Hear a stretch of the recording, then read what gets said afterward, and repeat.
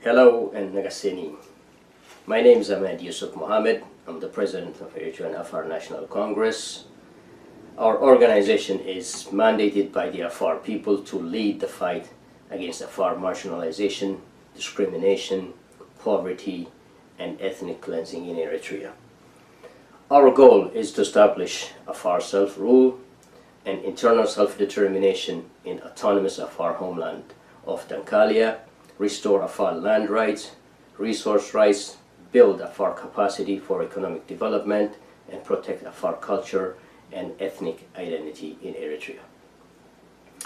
Our vision for democratic Eritrea includes fostering a multicultural, multi-ethnic, multi-religious harmony and union based on equality of each nationality, the principles of rule of law, respect for human rights of all Eritreans under constitutional federation. My presentation today will discuss the Ethiopia-Eritrea normalization of relations, the Eritrean Afar perspective on the process of normalization, and why and how we support Dr. Abiy's initiative for normalization process. By now, many of you are closely following this historic event taking place in Ethiopia and Eritrea. Unprecedented emotionally moving heart to heart, embracing between the two brotherly nations after years of hostility. It was impossible to imagine just a few months ago. Some are comparing it to the fall of the Berlin Wall and the speed in which Dr. Abiy has moved to bring Eritrea from the cold. It's quite remarkable. Our organization, the Eritrean Afar National Congress, has made it clear in our press releases that we support Dr. Abiy's initiative for normalizations of relations, the integrations of socio-economic and geopolitical collaborations between Ethiopia and Eritrea. We've also made it clear that as indigenous Afar people, as traditional owners of Dankalia and its natural resources, the sea coasts, including the strategic port of Asab, Dr. Abiy's plan for the economic integration and prosperity must consult carefully with the Afar leadership, and extensive dialogue must include genuine Afar leadership and democratic Afar oppositions in exile, traditional Afar leaders such as Afar sultanates, Afar elders, women, in discussion concerning Afar territories in Eritrea. Because the country concerned, the state of Eritrea, is a crime scene. Because most of these lands, properties, and strategic coasts, including Port of Asab, which will serve as Ethiopia's import-export port, are the subject of crimes against humanity, mass murder, mass grave,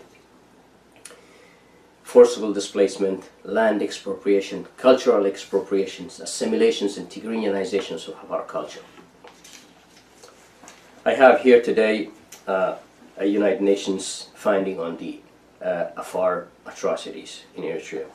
The United Nations Special Rapporteur on the situation of human rights in Eritrea and the United Nations Commission of Inquiry on Human Rights in Eritrea have confirmed that Eritrean government and Eritrean officials have been systematically targeting Afar people on the basis of their ethnicity. And these crimes constitute the crimes of persecution and crimes against humanity. Commission of Inquiry 2016 report, paragraph 1121. Again, the United Nations in Eritrea has found that government of Eritrea and Eritrean officials have engaged in an intentional act to dispossess indigenous Afar people of their ancestral lands, their livelihood, their culture, through violent means. And that includes disappearance, rape, murder, mass murder since 1991. And the land traditionally belonging to and or used to by the Afar was seized in a framework of land reform and afterward by decision of the government without consultation of the impacted community. United Nations Report 2015, paragraph 1157. Prime Minister of Ethiopia, Dr. Abiy Ahmed, is not party to these crimes against Afar in Eritrea, nor he is complicit in displacement of our people from their traditional homes and properties in Eritrea.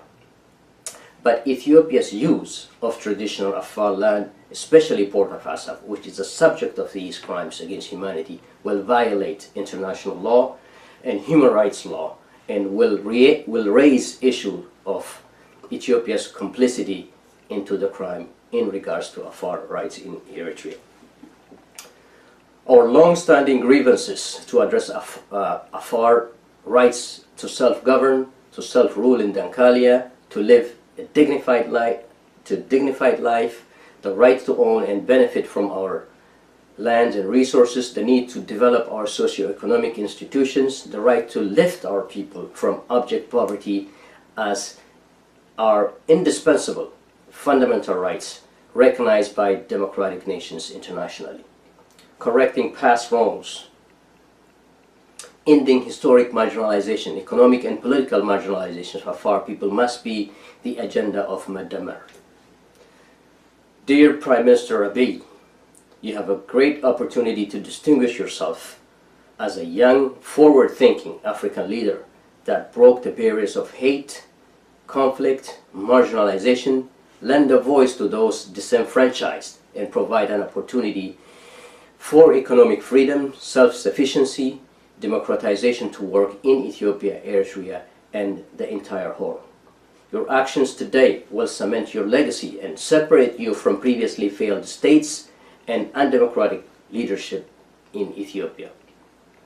Your plan to bring Eritrea from the cold into socio-economic prosperity, geopolitical integration for peace and development is a huge political win for you and your people.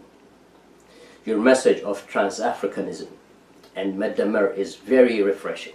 Your message of love over hate, reconciliation, and unity, your radical programs of reform in Ethiopia, magnificently received throughout the region and by the international community. Prime Minister Abiy, Eritreans equally deserve radical programs of reform in their country to participate in your Madamar agenda. In the past 27 years, Eritrean government made sure the Afar people remain economically marginalized, politically oppressed in order to advance its systematic policy to remove Afar people from Dankalia. Eritrean government has invited multinational corporations and international actors to advance its policy of Afar marginalization, displacement from strategic Port of Assab to help these corporations exploit Afar natural resources. As a result of Eritrean government's systematic policies and actions, our people are now Africa's most marginalized, impoverished indigenous people. 1 in 10 Afar children die during childbirth. Afar have the lowest life expectancy rate among Eritreans. Afar illiteracy rate is among the highest in the world.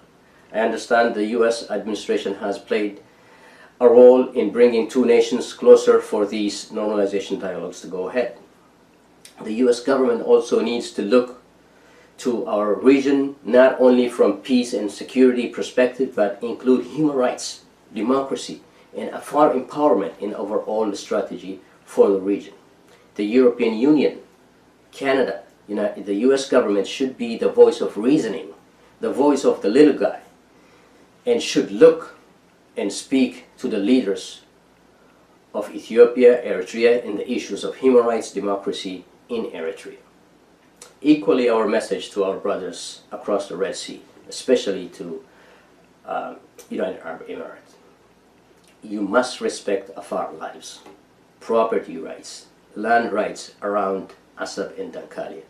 With an invitation from Eritrean government, you have taken Afar lands illegally without compensating the real owners of the land for the land and resources. Not only that, you have destroyed traditional Afar way of life, economy. You have turned the traditional Afar salt fields into airfields for your fight against Yemen.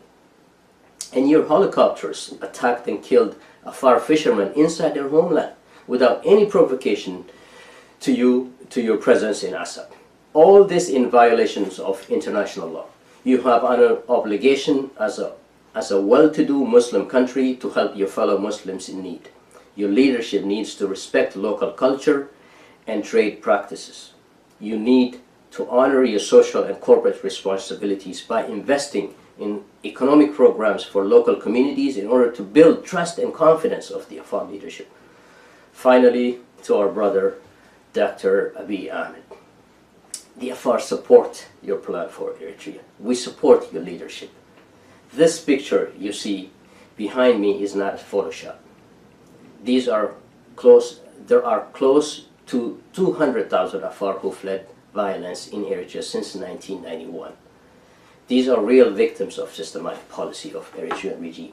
They need to go back to their homes, businesses, properties in Dankalia. They need safety, security, social programs for rehabilitation and reintegration. Your plan will make a huge investment in the lives of many Ethiopians in Eritrea. When you make a huge investment, you need a good insurance policy. Respecting the rights and property of Afar people is a good insurance policy for Ethiopia. Inclusive, comprehensive, respectable dialogue with the Afar nation and its true representative, empowering Afar people socially, politically, economically, not just in Eritrea but in the region, will bring prosperity, peace, stability for everyone. I understand Ethiopia is currently paying close to $1 billion a year for use of Djibouti port.